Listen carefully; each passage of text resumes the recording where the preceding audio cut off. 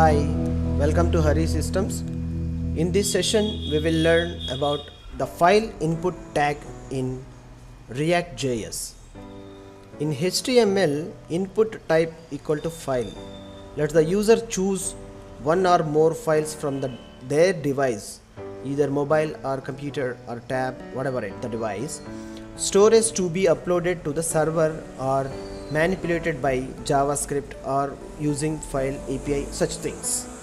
In here we'll see how to declare that in our ReactJS. Now see here, simply I am writing after the label input type equal to file.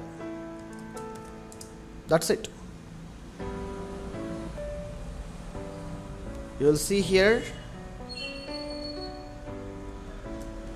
if BR is applicable, I'll write one BR. It's not applicable. See here, input type file. It's came here the chosen file. Choose a file. It's a local appropriately. It shows the browser of the local system, and select the file and submit. Along with that file attribute, it will continues the code. Because its value is read only, it is an uncontrolled component in ReactJS. You strongly remember the thing. For more information about uncontrolled components, we'll come up with the next further sessions. Thank you for watching this video.